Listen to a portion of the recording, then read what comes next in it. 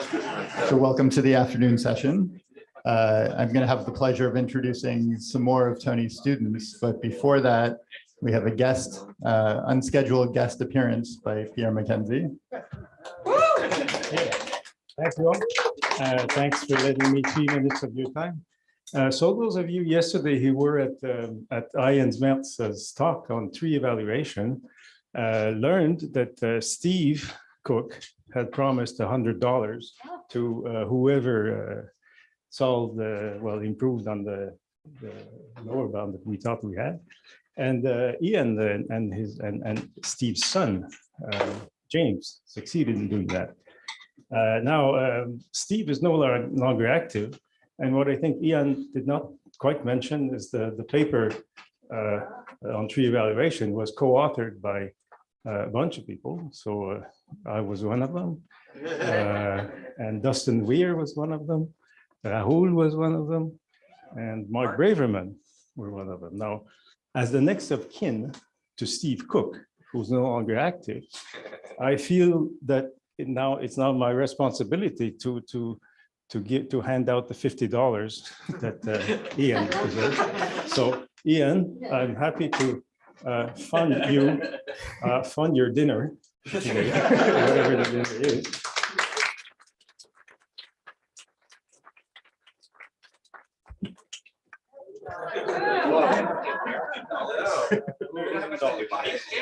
Okay. And thus continues my trend of people at the Simons Institute giving me cash from. Thank you. Thank you.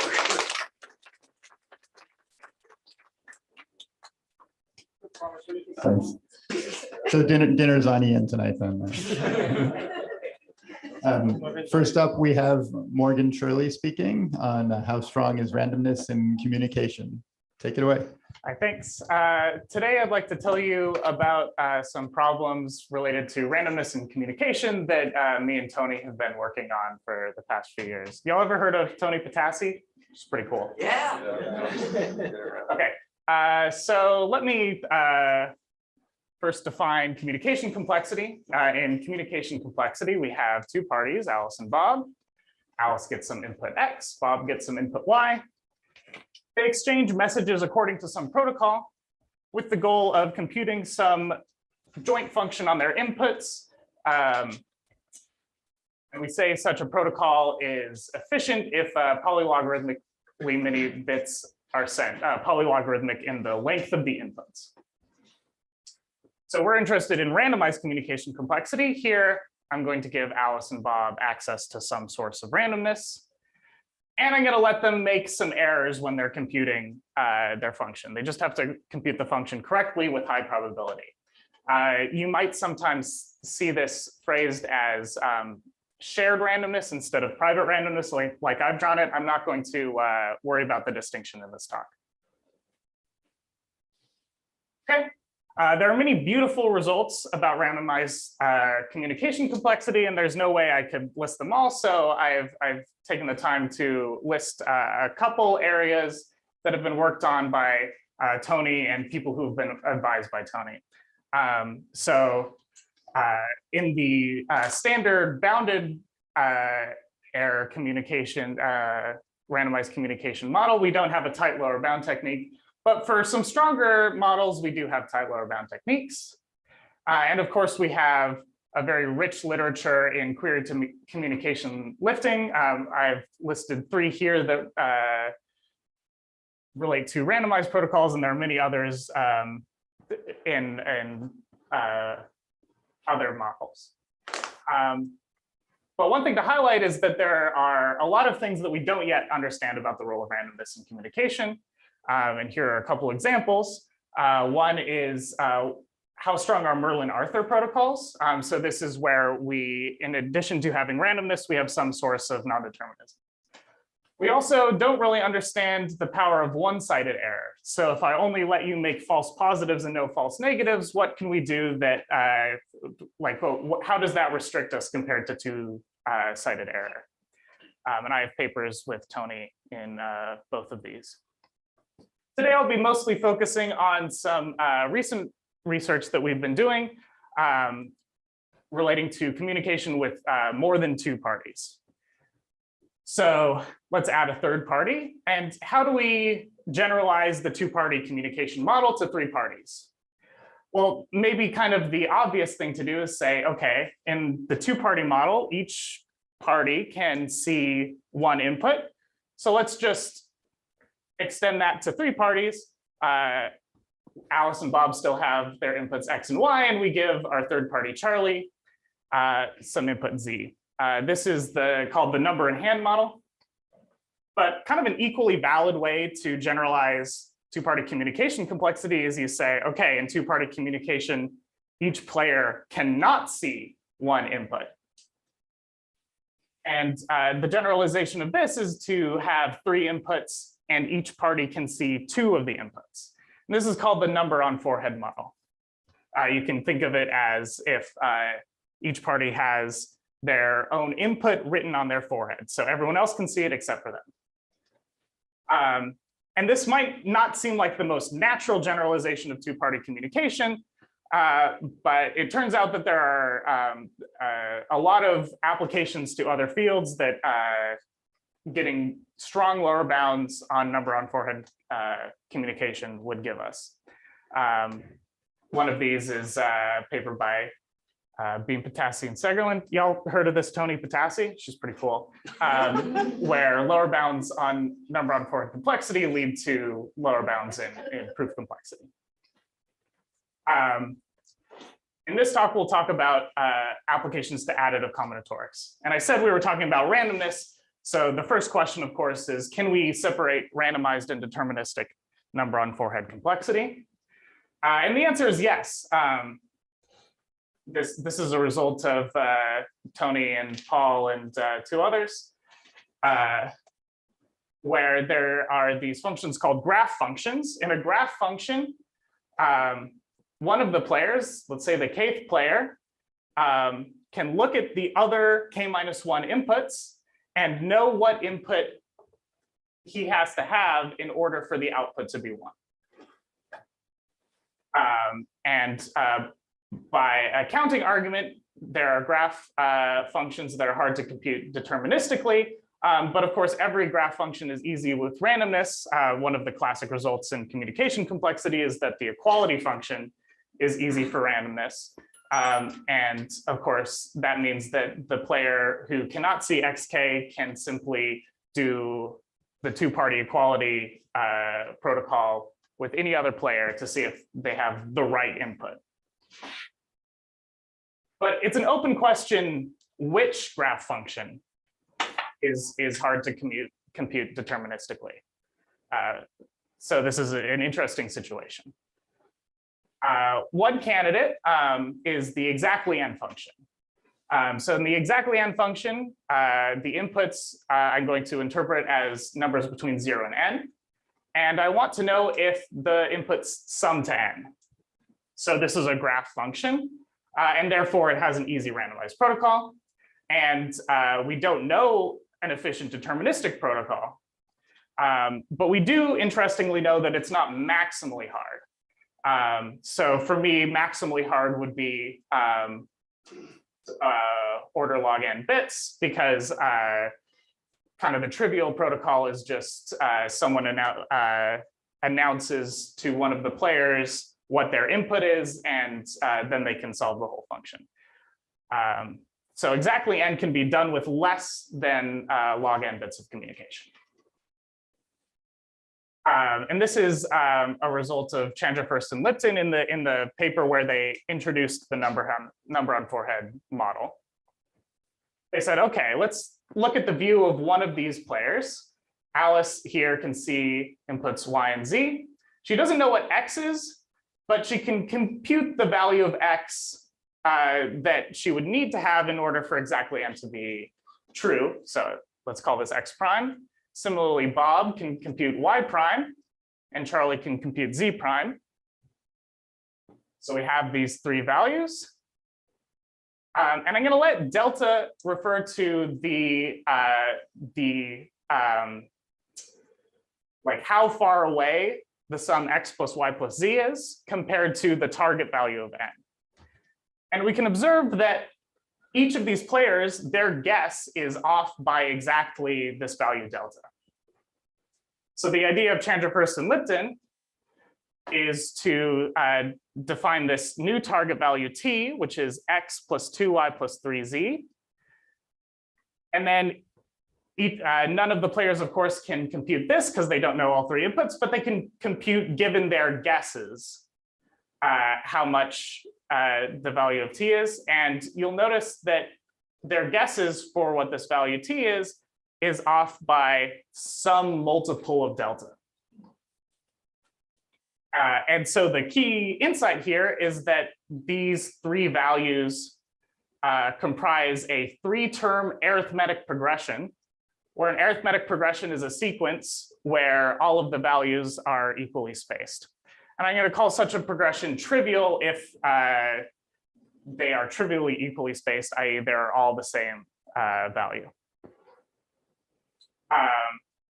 So these three values comprise a three-term arithmetic progression always. And furthermore, that progression is trivial if and only if delta is equal to 0. But of course, this is exactly this occurs exactly when the exactly n function on these inputs evaluates to 1. And so what we've sort of done here is we've taken this three-party number on forehead situation, and we've reduced it to a three-party number in hand situation, where instead of the original inputs, they have these newly calculated inputs. And this is sort of a number in hand equality. We want to know if all the inputs are equal, but we have a promise here. We have a promise that the inputs comprise a three-term arithmetic progression. I wanted to briefly mention, I said that there were connections to additive combinatorics. And it turns out that this number in hand equality with the KAP promise problem, like protocols for this exactly correspond to colorings of the numbers between 1 and n, such that no color has a k-term arithmetic progression. And this number on forehead exactly n problem corresponds exactly to something called a corner-free coloring. I'm not going to define this, but it's a closely related concept to arithmetic progression-free colorings. And I would be remiss to not mention that a connection between arithmetic progression-free colorings and corner-free colorings was previously known by Aitai and Samaretti before Chandra, First, and Lipton connected this to communication complexity. Okay.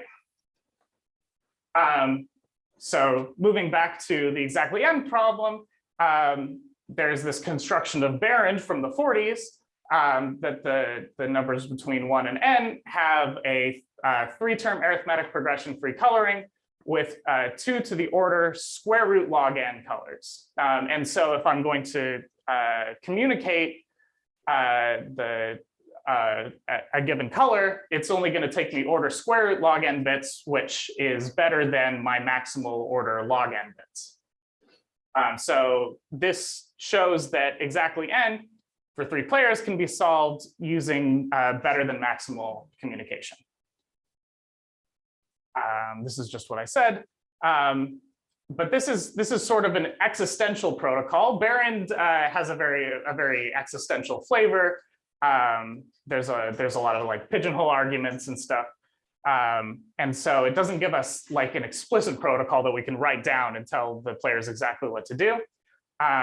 This situation was remedied in 2019 by lineal potassium triband. Y'all ever heard of this Tony Potassi? She's pretty cool. And so, but why do we care about this explicit protocol? I mean, this thing that I've set up top says that such a protocol exists. Why do we care? And the reason is that if we look at the details of the protocol that lineal potassium triband wrote down, we can actually find improvements. And these improvements then translate back to improvements in additive combinatorics. This is a paper of lineal and Triband quickly followed up by a paper of Ben Green, which are the current best constructions for corner-free colorings. Okay, so let me mention ongoing work with Tony and also Suhail Sharif, Adi Schreibman, and Liana Hambaerdzuman. The first question that we looked at was, okay, so we have these explicit protocols that match Barron's construction. There's this construction of Rankin from 1961, which gives an arithmetic progression-free coloring for greater than 3 points. And we wanted to know if we could give an explicit protocol that matches Rankin's construction, and we can. This is in preparation. We also wanted to know if we could get improvements in the style of Lineal, Schreibman, and Green for this k greater than 3 case. In fact, we can. It's in preparation. We also have some ideas connecting this to other problems in combinatorics. Of course, big open problem is that if we could get strong lower bounds for these corner-free sets, that would lead to a separation between deterministic communication and randomized communication in the number on forehead setting. All right, thanks everyone.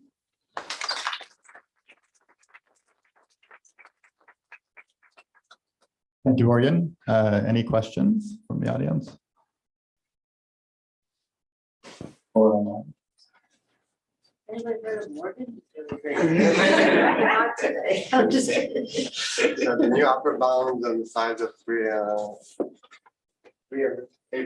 sets, they don't translate to anything here? So those are, we see those as lower bounds. Those correspond to lower bounds in communication complexity. So what that shows is this, I said back here that this number on in-hand equality problem was tightly correlated with the arithmetic progression-free coloring. So what this shows is that it is a lower bound on this number in hand equality problem, but only for k equals 3. They don't know how to extend the results for k greater than 3. And that sort of means that doing this reduction from the exactly n problem to number in hand equality with promise can only do so well. If we wanted to give a asymptotically better exactly n protocol, we would have to use different ideas.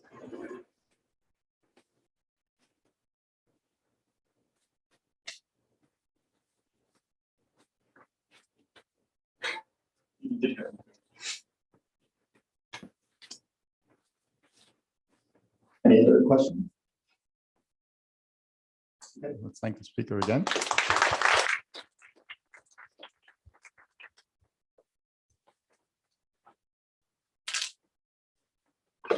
According to my cheat sheet, our next speaker is Adrian Shirley.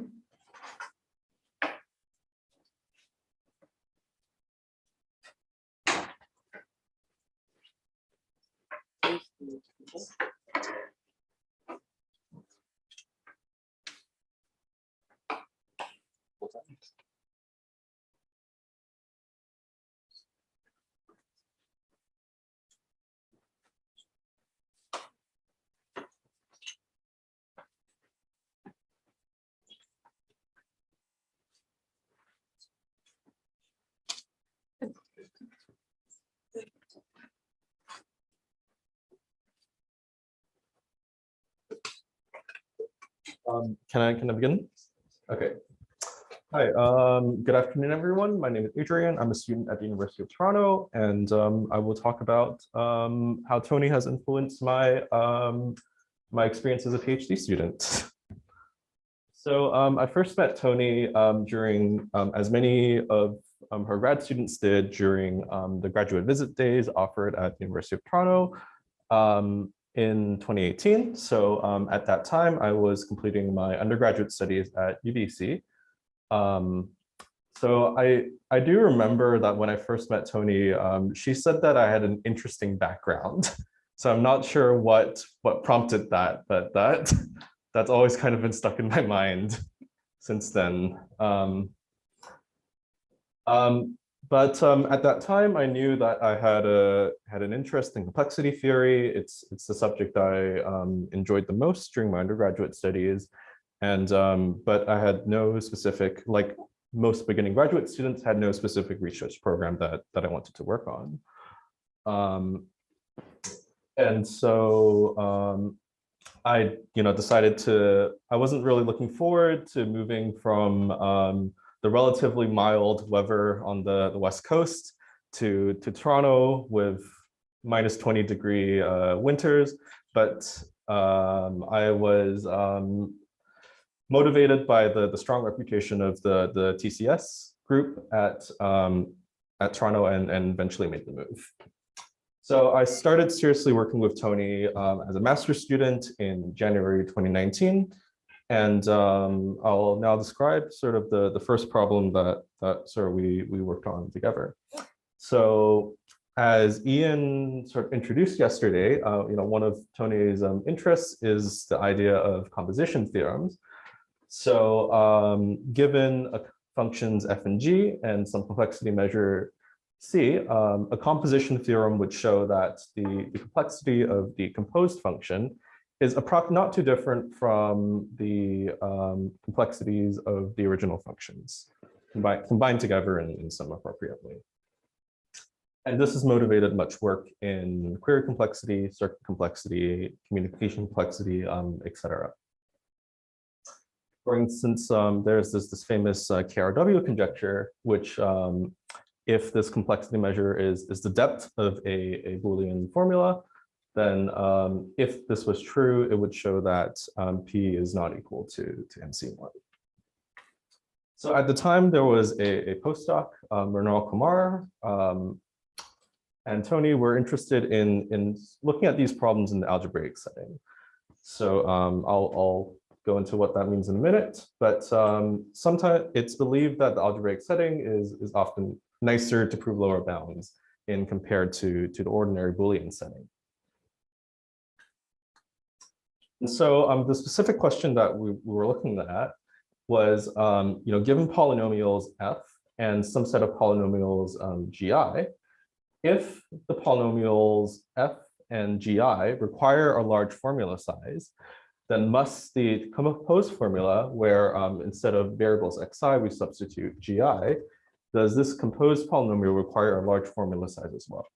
So one can think, maybe this is too difficult because we don't have general full lower bounds on algebraic formula size, but we can look at this in restricted settings as well, where instead of looking at general formula size, we look at, for instance, multilinear formula size. And where, in that case, we have super polynomial lower bounds for polynomials such as the determinant. So this was really my first introduction to complexity theory research and being presented in this problem and discussing this with Tony and Mrinal. And I was really out of my depth, to be honest. I had no clue what to do, except maybe research and read carefully what previous papers in this area. But I thought about this problem with them for a few months, and I believe it's still open in this original form. Is there anything wrong from monotone polynomials? No, not that I'm aware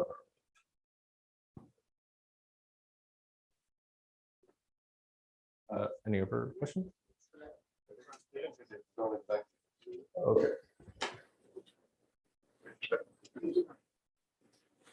So we actually, Mrinal and I, eventually kind of solved this problem, but under some additional assumptions, which is, for the sake of time, I won't define this niceness condition, but we showed some form of the composition theorem under some assumptions on the inner polynomials.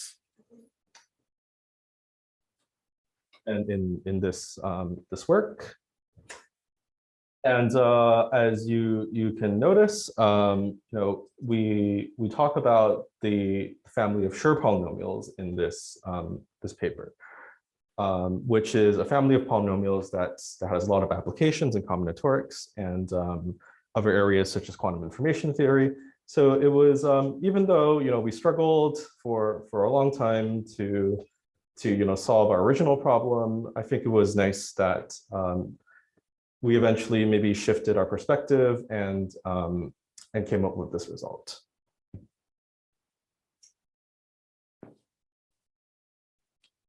So this brings us sort of to the end of 2019, where I needed to take some courses in order to complete my master's degree. And at the time, Tony was teaching a course on ethics in AI with Richard Zemmel. And so I decided to, my main interest is mathematics and TCS, but I ended up deciding to enroll in the course in order to broaden my skills and, due to my personal interests in social justice. And to be honest, I don't remember much. But I do remember, I think it was an enjoyable experience. And I think it was nice to see how mathematics can be applied to have a social impact. So, so now is 2020, and I finished my master's and began my PhD studies. And soon after, the pandemic started, as we all remember. And so during this period, we started having weekly Zoom meetings with our research group in order to keep in touch with others. And I remember at the beginning of the pandemic, it really did create a sense of community and a sense of routine, especially when this was really the only method to keep in touch with others at that time. And it was nice to hear what other students were working on in a group that had very diverse research interests. And eventually Zoom fatigue sets in. So we, as many of you probably have experienced, so we stopped having these meetings. But it was fun while it lasted. So now I'll talk a little bit about what I worked on with Tony during the COVID years. A lot of these are, I think, unfinished projects, but most of these projects are related to the field of algebraic proof complexity. And my main interest in this area started because, as in many of Tony's works, she shows that a lot of algebraic proof systems, such as polynomial calculus, Shirley atoms, sums of squares, are related to natural families of algorithms for solving combinatorial problems. For instance, the Shirley atom system is really related to linear programming, and the sum of squares proof system is related to semi-definite programming. So by understanding the proof systems, you'll then understand algorithms that use these techniques. And there's lots of applications of these techniques in machine learning and quantum information.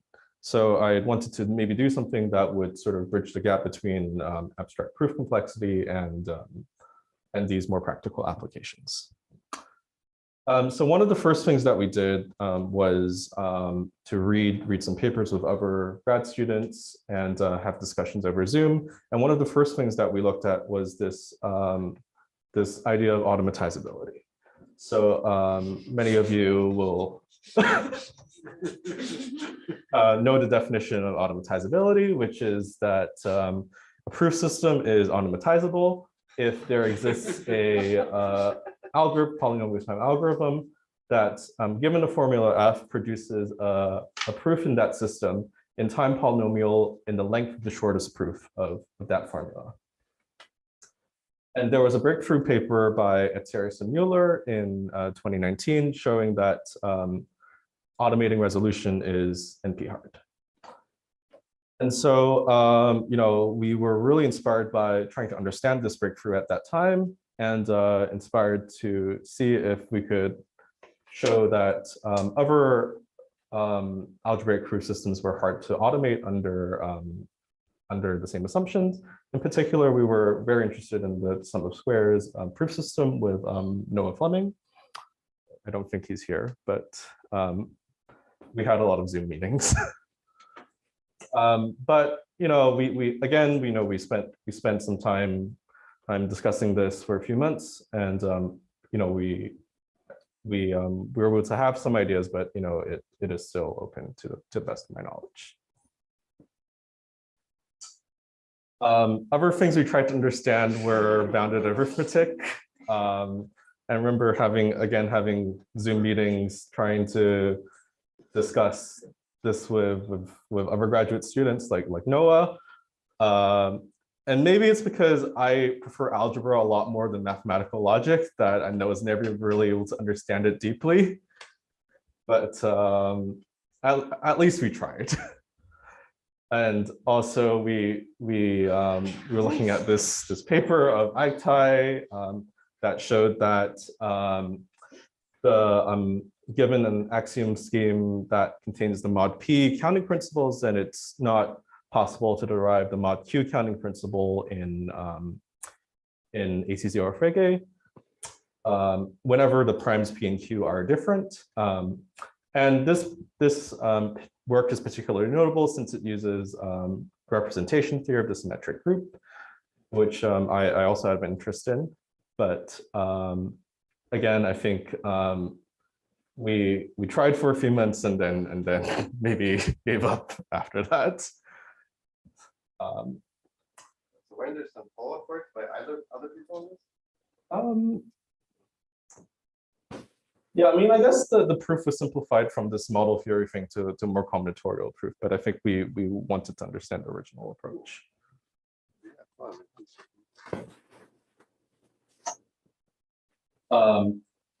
But finally we had a successful project, which was this result about tensor isomorphism that Josh mentioned earlier today. So this equation maybe looks a bit ugly on first sight, but we say that two tensors T and T prime are isomorphic if there are invertible matrices X, Y, and Z such that this equation holds for all possible indices. It might look very, very unnatural at first, but this is actually a problem that physicists care about in quantum information theory. And many problems in algebraic complexity, such as group isomorphism, are reducible to cases of the tensor isomorphism problem. And as you can see, it's naturally amenable to studying in terms of the proof complexity approaches, since it is already written as a system of polynomial equations.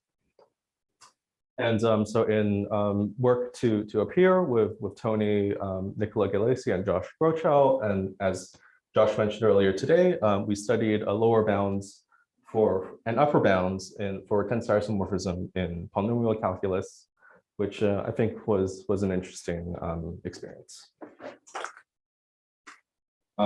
So I think to conclude, I think I've learned a lot from Tony working with her over the years. I think I've taken a keen interest in concrete models of computation, such as query models, communication models, proof systems, I think largely as a result of working with her. Also an interest in algebraic methods and techniques with many applications to other areas such as quantum information and combinatorics. I've learned the importance of trying to have broad research interests and to try to bring people from different backgrounds.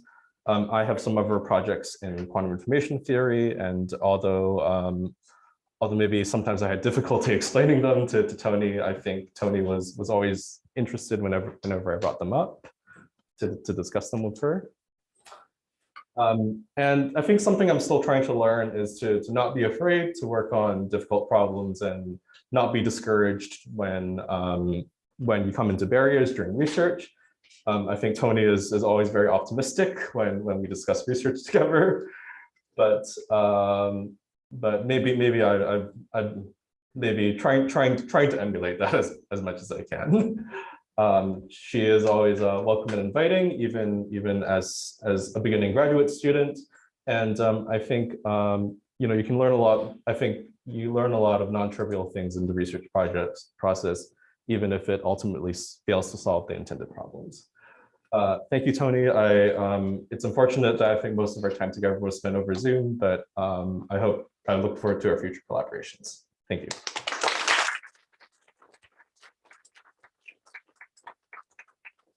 Thanks a lot, Adrian. Any questions? We never really tried to get the monitoring piece. Composition theorem for monotone. Circuits. Yeah, I never thought about that, but yeah, maybe it's worth researching. So you're talking for this industrial law, the fact that maybe you compose or something and the problem somehow becomes easier? I think so. So, do you think this can actually happen?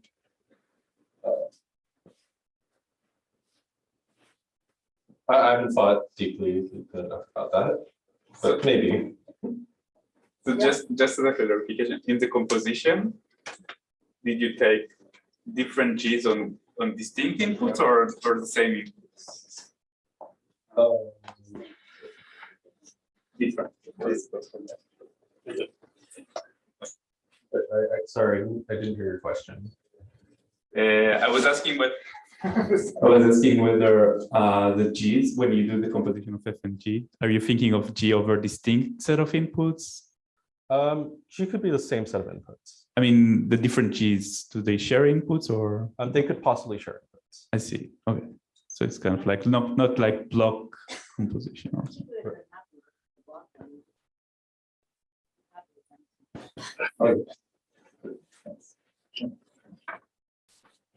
Right, but in the application we're looking at, they could share the same inputs.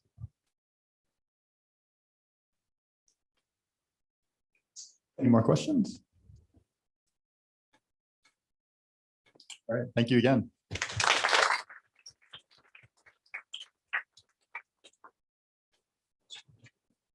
So we have one more speaker for this session, I believe, which is Elliot Creager. I don't know if that's in person or online.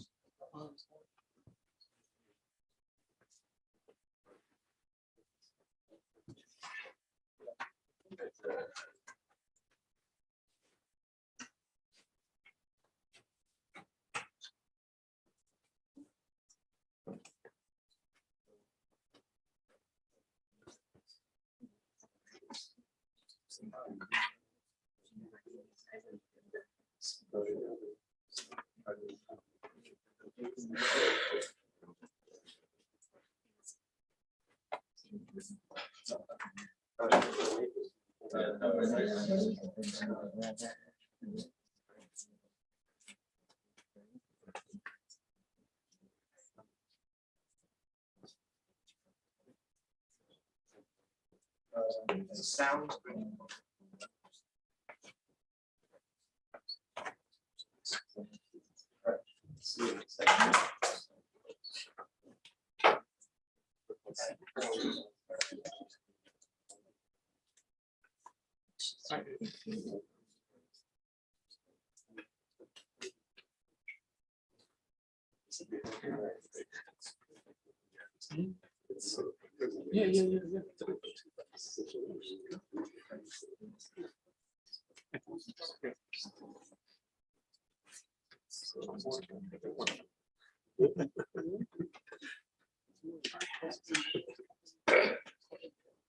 Front, right.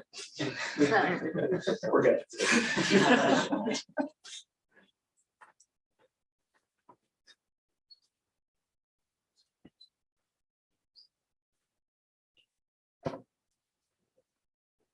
Okay.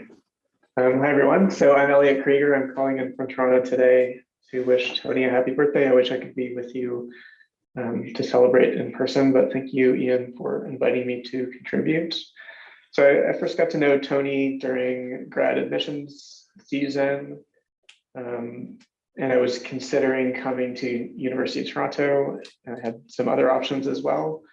And as I'm sure all of you know, the idea of making a big decision like this is very nerve-wracking. These graduate visit days really take a type of gravity in your mind, and you have to envision, like, could I be a home for myself in this new place? And ultimately, I think I actually met Tony over a Skype call after I visited Toronto, and I was feeling uncertain about that question. I knew a lot about the strength of machine learning at Toronto, the fact that they were building up a new institute for deep learning and other related machine learning research. So I could see the sort of research excitement was there, the overlap with my interests was there. But I'm actually a bit of a machine learning outsider myself. I came from an engineering background. I was a little bit nervous about going into this large university, into a new field that there might be only, let's say, deep learning bros for me to work alongside. And my discussion with Tony was really refreshing. I felt so invited and welcomed to the department through speaking with her, and she really assuaged those concerns. I had read her papers for at least a year before I applied into a PhD program. So I was very aware of her work on fairness, and so it was also like very cool for me to meet a superstar in the field and to pick her brain on some questions I had about the direction of research going forward. But that was my initial impression, somebody who is very humble, very welcoming, and believes in community building as a sort of a pillar of research. And also has a different perspective on some of these topics in machine learning, coming from theoretical computer science, which is a bit like magic to me, actually, even still. But I was excited to work with her, and that was one of the things that really convinced me, yes, this is the right place for me to do my PhD. So, I arrived in Toronto and we started doing research together right away, running into a lot of LaTeX compile errors, but also going through the process of meeting regularly with a group of collaborators. In this case, we had set up some weekly meetings with myself, Dave Madras, Rich, and also Tony. We kind of formed a little team together. And those meetings were so fun for me, and still getting my sort of 2 feet starting on the ground to do machine learning research. But also, having discussion with theoretical computer scientists who could give us different perspectives, but also like show us a bit of vulnerability and the sort of curiosity and inquisitive impulse that really, I think, drives good researchers. Tony would ask us very basic and foundational questions about the role of data in machine learning, how it automates decisions, what sort of biases and concerns around discrimination we might have when it comes to deploying machine learning in the real world. And we did a lot of translation work together. Tony was really good at this, asking difficult questions, which kind of cut to the foundational assumptions of machine learning and helped me to clarify my own thoughts about the promises and potential limitations of machine learning as a sort of a methodology. So very engaging first year or two as a young researcher at U of T. Fortunately, that we really got into a sort of a productive swing and started churning out some papers and discussing our ideas with the fairness community at large. So I feel just so fortunate to have had a mentor like Tony to help me guide me through that process. Developing some of the expertise in fairness brought us some really special opportunities. So the one I think I will remember the most fondly is our trip to Kigali, Rwanda, where we brought some of these research topics in algorithmic fairness, but also in differential privacy, where Tony is clearly a world-class expert. And we taught these topics in a seminar course to roughly 30 master's students at the African Institute for Mathematical Sciences, like I mentioned, in Kigali. And that was, again, a sort of illuminating experience centered around asking questions, curiosity, challenging basic assumptions, because we brought our sort of pedagogical teaching framework, how we wanted to teach these topics, into the classroom. And we're faced with the limitations of our abstractions. You know, we, as computer scientists working in abstractions, that's a blessing and a curse for us. It allows us to make progress on problems, but also it can distance our contributions from what's going on in the real world. And so the students were able to help us, let's say, understand some of the limitations of working with binary classification, binary sensitive attributes, working in sort of frameworks that really have a lot of inspiration from legal case law in the US, which is, again, very specific to the United States.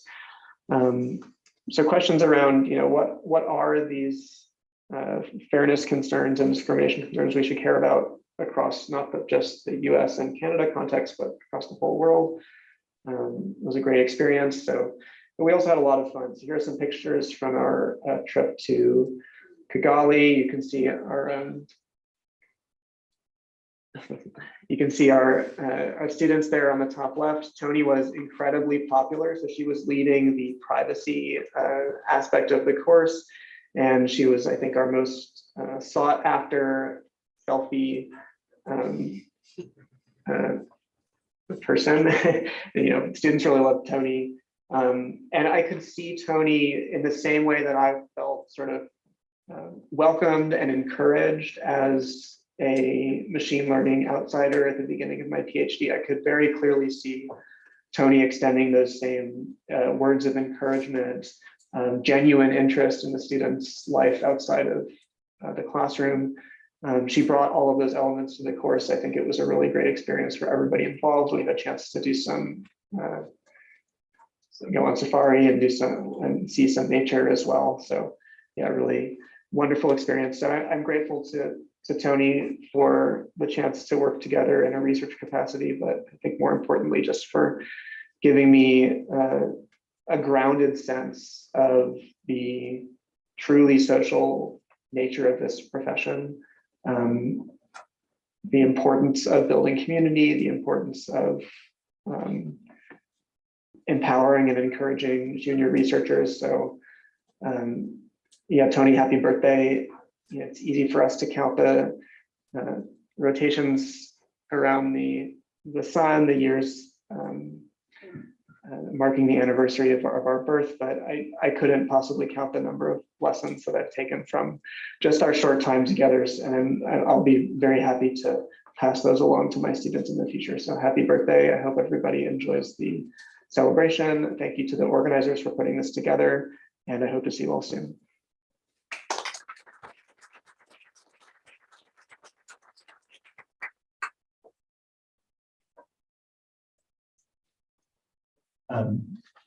I would ask for questions, but I don't think the answers were pre-recorded. I think at this point we can adjourn for another break, and we'll come back at 4 o'clock.